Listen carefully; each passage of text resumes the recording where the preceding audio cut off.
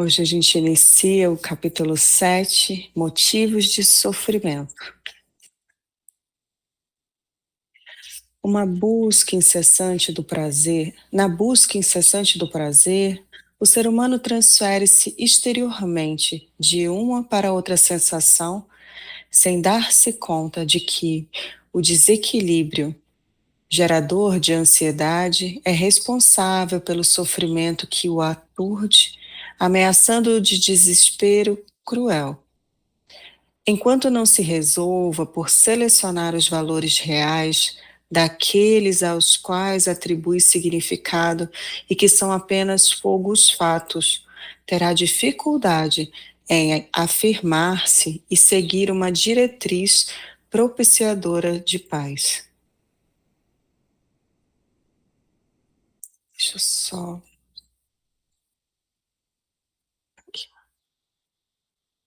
Vivendo sob a injunção de uma máquina que lhe impõe necessidades a serem atendidas e o predispõe a outras, falsas e perturbadoras. Ele opta pelas últimas, que são produto das sensações do ego dominador, empurrando-o para as aspirações mais grosseiras, em detrimento daquelas outras sutis e enobrecedoras, que adquirem resistência na renúncia, no esforço elevado, na abnegação, no cultivo da vida interior, no domínio da matéria pelo espírito. O corpo deve ser considerado um instrumento transitório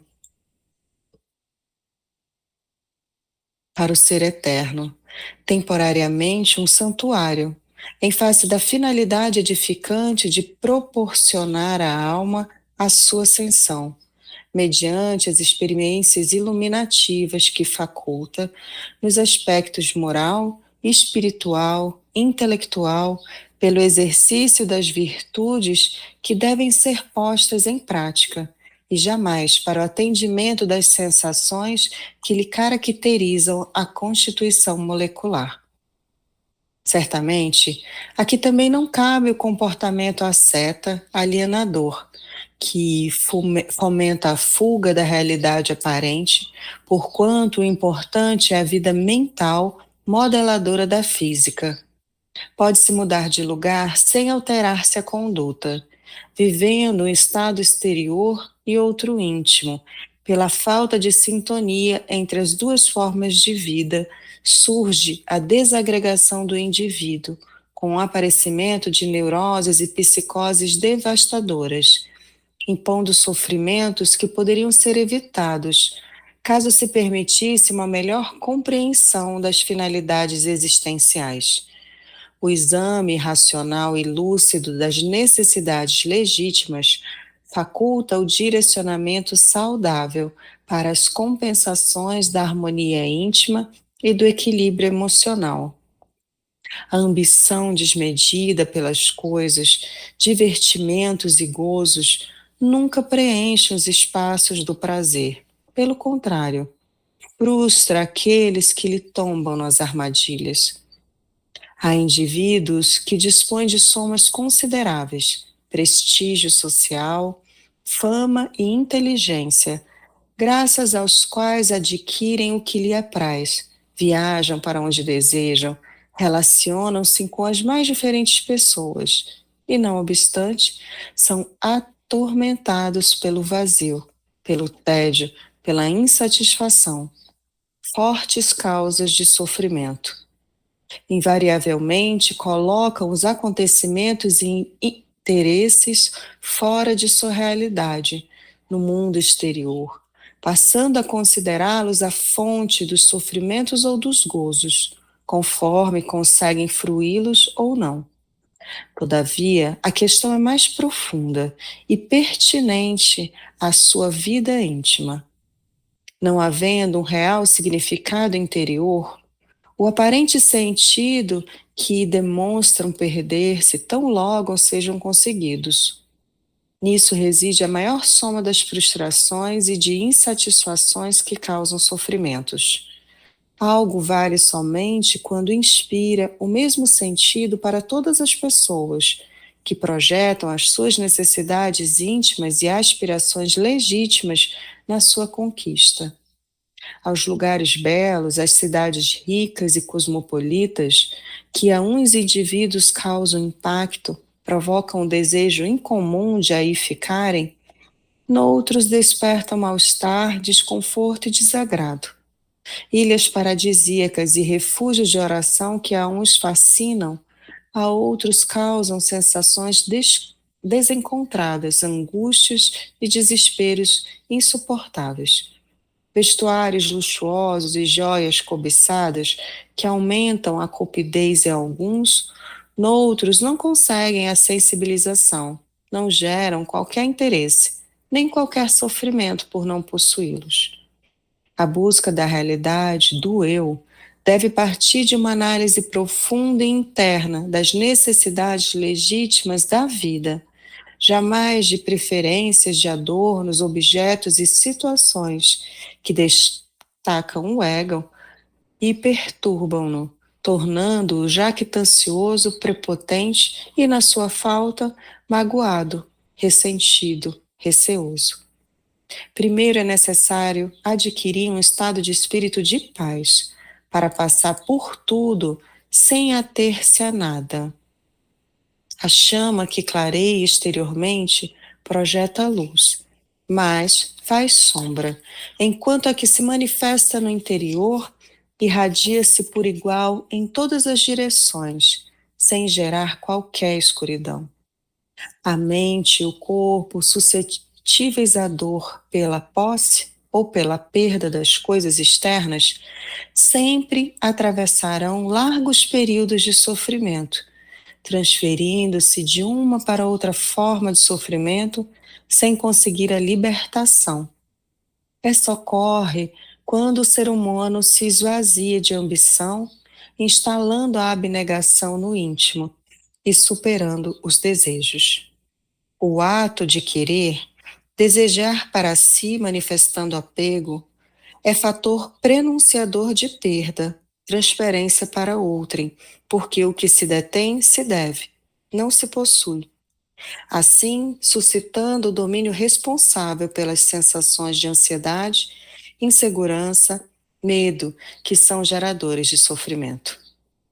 O autoconhecimento coopera para que se possa discernir em torno do que é útil ou supérfluo, indispensável ou secundário à vida feliz.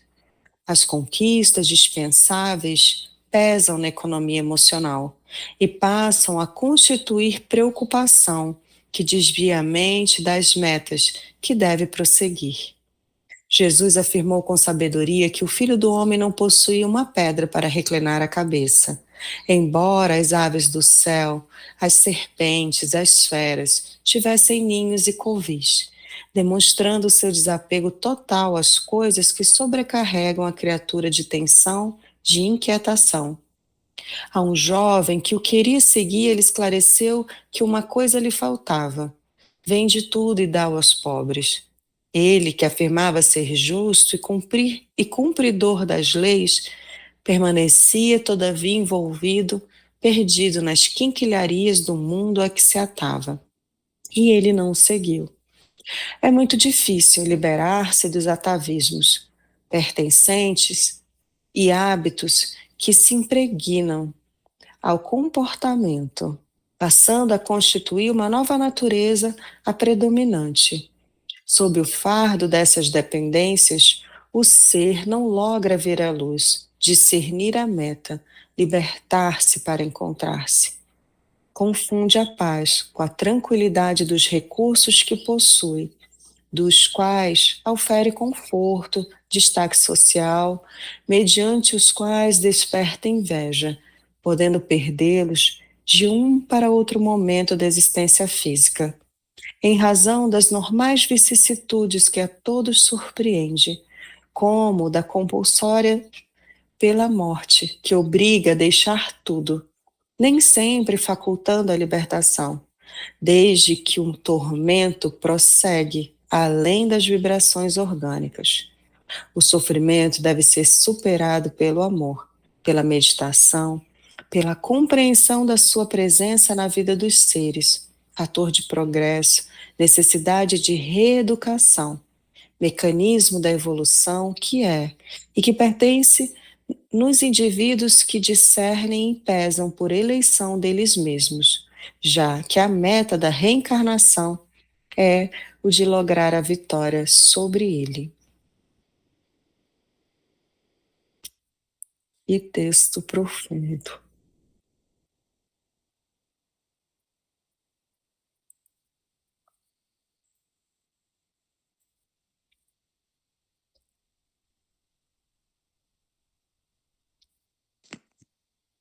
Também achei, nossa, esse texto muito profundo. Um ponto que eu gostei muito, aliás, muitos, né? Eu vou só compartilhar uma parte logo no começo, no parágrafo que ele começa assim, certamente. Aí, é quando ele coloca aqui, quando ele fala que pode-se, certamente, aqui não cabe também um comportamento asceta, alienador que fomenta a fuga da realidade aparente, porquanto importante é a vida mental modeladora da física. Pode-se mudar de lugar sem alterar-se a conduta, vivendo um estado exterior e outro íntimo. Então, aqui ela coloca que quando vai realmente entrando em um caminho espiritual, independente do lugar, independente da situação, a pessoa está em contato com com a realidade espiritual, que ela é pacífica, que ela é tranquila. Então pode estar realmente numa situação muito difícil e a pessoa espiritual, ela se mantém ali em plena confiança em Deus, em plena confiança no mundo maior. E por isso que a reencarnação é algo maravilhoso, porque a gente vai sendo colocado em várias situações. Então, a gente está lá em um mosteiro e percebe que ali tem as mesmas situações da Terra. Depois tá no meio ali de uma cidade grande e aprende outros aspectos. Aí depois está lá entre os esquimós. Depois está numa outra cultura. E com isso vai se somando no manancial do espírito, desenvolvendo o que ela fala isso, que a vida mental modeladora da física, né, que é o importante. E vai vir desse aspecto espiritual em qualquer situação.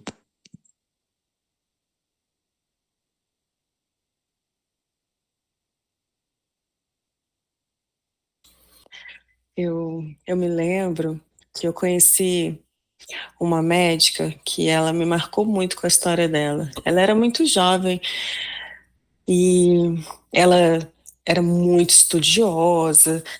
E aí ela falava que tudo que ela tinha na vida era o conhecimento dela, que ela tinha se dedicado muito a ter esse conhecimento. E aí, com 32 anos, ela fez uma quiropraxia e soltou uma bolha de ar que foi parar no cérebro e ela acabou tendo um AVC. E uma das consequências do AVC foi a perda da memória. E isso foi algo assim que a deixou sem chão, assim, eu imagino, né? Nem sei se eu consigo imaginar. Com o tempo, no tratamento, ela foi conseguindo recuperar, e quando eu a conheci, ela já tinha recuperado o conhecimento dela. E ela falou como às vezes a gente está apegado numa coisa que a gente acha que aquilo é permanente e não é.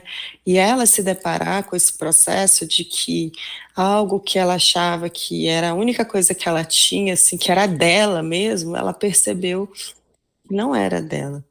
Então eu acho muito interessante e trago muito para mim que a Joana está nos convidando a pensar sobre aquilo que a gente elege, né? E muitas vezes causa o nosso sofrimento porque buscamos determinadas coisas que são coisas que elas, os valores da alma são muito além e que o caminho para isso é a gente se conhecer. Tanto que tem, né, aquela passagem, a questão no livro dos Espíritos, que eu consultei, tá? Que é 919, que ele fala que o caminho é conhece-te a ti mesmo. Da gente percebendo quais são esses lugares que a gente se apega e que aí a gente vai sendo trabalhado pela espiritualidade para a gente começar a perceber que tudo que a gente tem são dons de Deus, são faculdades que nos são colocadas à disposição nesse momento para que a gente se desenvolva. A gente recebe empréstimos de Deus e como que a gente consegue aplicar isso na vida e trabalhar para o sofrimento, né? Quando a gente não consegue alcançar, às vezes, aquilo que a gente acha que seria a fonte da nossa felicidade e que acaba se tornando muitas vezes prisão de uma busca incessante por aquilo.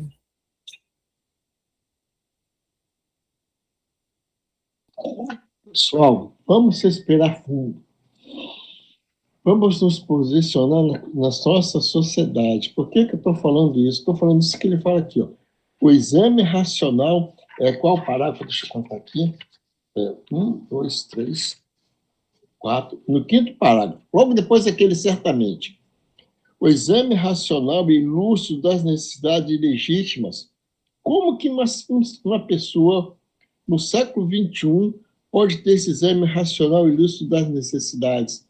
Se nós temos uma coisa chamada marketing, se nós temos uma coisa chamada religião da manipulação, como é que ele chama do progresso da pessoa ligada à religião? Como é que ele chama? Me fugiu a palavra. Entende? É muito difícil no mundo que nós estamos convivendo. Por isso que eu falo, toda hora tem que esse grupo aqui é muito seleto, nós temos que ver isso. Ao nosso redor, não é tipo Sodoma e Gomorra, não, sabe? É muito pior, porque naquela época ainda estava cercado da ignorância, mas a ignorância nossa ainda é uma ignorância que está sendo com PowerPoint, Power Poder, Power Manipulação, Power Media, tudo que você queira falar, sabe? É um mundo muito difícil, inclusive até com as forças das trevas que estão dominando tudo. Não sou fanático, nada disso não, mas tudo que eu quero falar, como isso é difícil, até para os nossos filhos. Pessoas ao nosso redor não conseguem enxergar. Muitas vezes pode pensar até que não somos malucos, mas nós não somos. Isso que ela fala aqui, exame racional e lúcido da necessidade legítima, é muito complicado no mundo de hoje, sabe? É só isso que eu queria falar.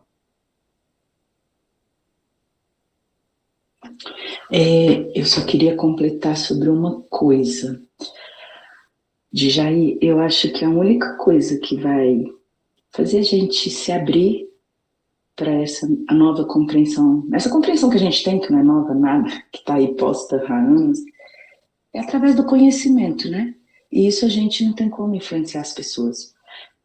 Quando você fala, meus filhos não entendem, né, alguns amigos e tudo, é porque não buscam conhecer a verdade, não buscam estudar, né? Essa questão desse lado espiritual e tudo.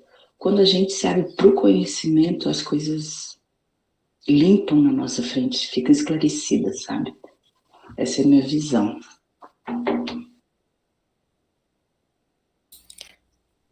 E na nossa sociedade, a gente começar a ter esse pensamento crítico, né? Pensar realmente o que nos faz feliz. Às vezes a gente só vai conseguir fazer isso quando a gente alcança muito daquelas metas que a gente colocou para a gente. Então, muitas vezes a gente veio ali naquele processo da infância, a gente está em plena adolescência, no auge, e aí a gente começa a comprar algumas ideias de felicidade, né? Que a gente vai ser feliz quando tiver tal coisa, quando fizer tal coisa. E aí a gente chega na vida adulta ainda, muitas vezes nessa expectativa. E aí eu vou ser feliz, eu não estou bem, aqui está acontecendo alguma coisa, vou viajar. E isso vai me trazer algo, porque aquele lugar, uma viagem, as férias, tudo que é vendido como situações, que às vezes para um deu certo, às vezes aquilo, como ela fala, né, era algo que maravilha a pessoa, muda a vida dela, mas para outro, às vezes nem era isso. Então, a gente vai, às vezes, conseguindo, na vida adulta, começar a ter essa reflexão. Muitas vezes com o sofrimento que fica ali, dando aquela sensação de vazio, onde a pessoa já construiu tudo que ela tinha para realizar, às vezes, muitas vezes conseguiu, né, muitos bens materiais à custa, às vezes, da própria vivência na família. Às vezes é um momento que ela vê e começa a perceber que não é o caminho. Então, às vezes, esse caminho para a gente, né, vai acontecer num momento de mais maturidade. Tem gente que vai acontecer em outras vidas, já depois também que passou muitas vidas buscando fruir. Então, eu acho interessante que a Joana aqui já começa a trazer essa percepção de dizer, pensa o que te faz feliz de verdade. Olha para as tuas necessidades, essas necessidades de bem-estar que são comuns a todos os seres, que não só satisfazem a uns e não satisfaz a outros.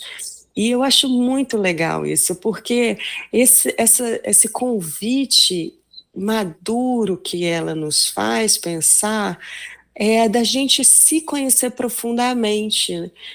O que nos faz feliz de verdade? E aí ela vai trazendo, né, como uma proposta, essa compreensão do que o sofrimento ele é superado pelo amor, pela meditação, pela compreensão, né, dessa presença na vida. Então, ela nos convida a fazer esse exercício de olhar, porque às vezes a gente está olhando o nosso sofrimento, mas quanto nos toca ver o sofrimento dos outros.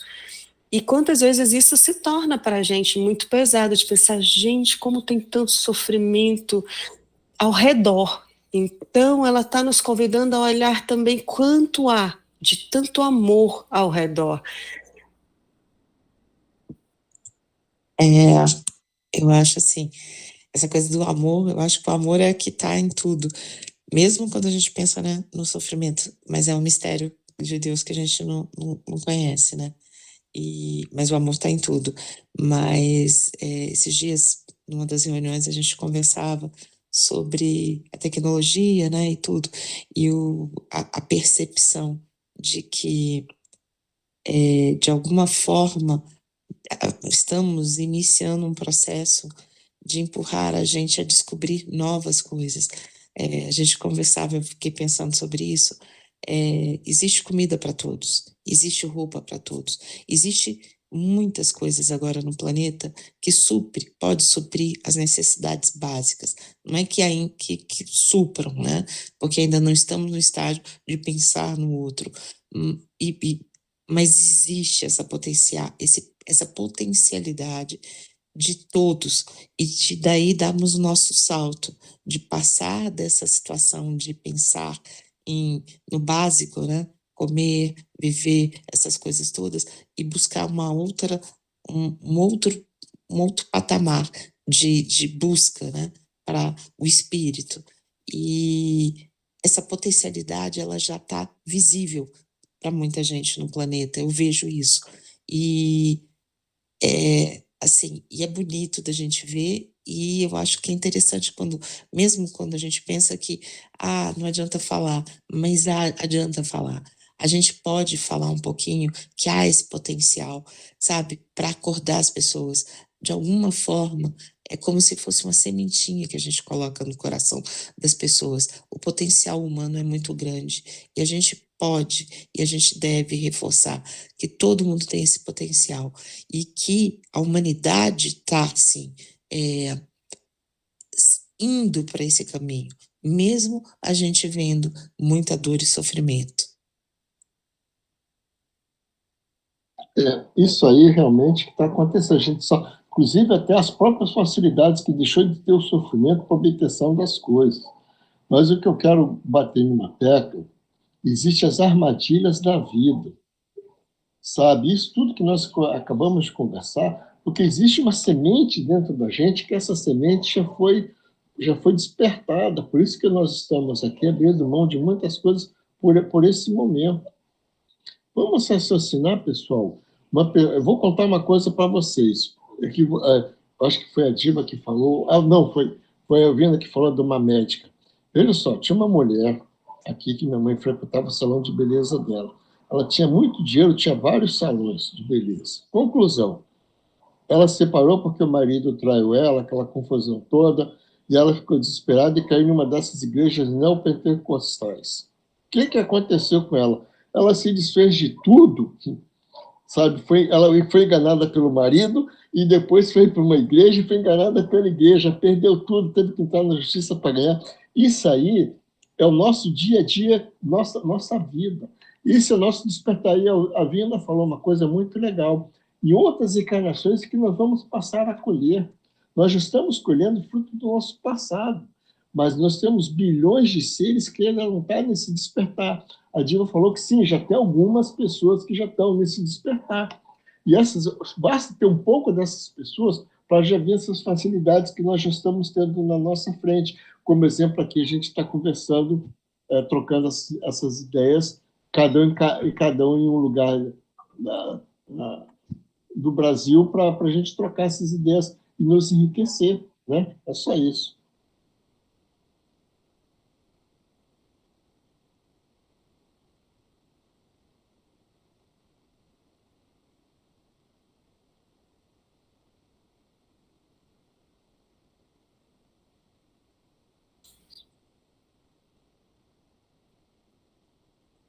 E só para a gente já ir se encaminhando, dentro desse processo, né, amoroso, a gente perceber como é um processo difícil. Como ela fala, é muito difícil liberar-se dos atavismos pertencentes e hábitos que se impregnam no comportamento e que passam muitas vezes a constituir a nova natureza do ser. Ele passa a predominar. E aí, às vezes, a gente ainda fica obscurecido. Cada um dentro do seu processo. Uns ainda estão, infelizmente, utilizando, né, esses processos religiosos para oferir lucro e, às vezes, até enganar as pessoas. Outros ainda buscando esses lugares para algum tipo de benefício, enfim, cada um dentro do seu processo. Por isso que é importante a gente se olhar e se perguntar qual é o meu processo, onde que eu preciso me libertar para eu me livrar do sofrimento. E o que eu posso ajudar na libertação do outro? Às vezes com esclarecimento, mas principalmente com a nossa conduta. Às vezes a gente prega tanto desprendimento e a gente age com desprendimento, sabe? Então é esse o processo que a Joana está nos convidando para a gente perceber em nós e ajudar na difusão disso na sociedade, onde a gente estiver, especialmente com a nossa conduta, né? Buscando cada vez mais essa libertação, a superação do sofrimento pelo amor, pela compreensão, que tudo que nos é dado é uma faculdade que Deus nos concede por sua bondade, para a nossa evolução,